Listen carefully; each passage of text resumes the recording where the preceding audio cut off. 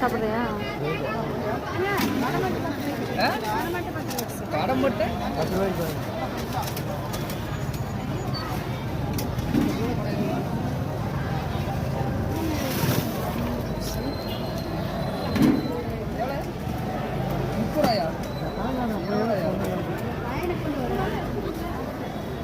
காணுது அந்த கட்டு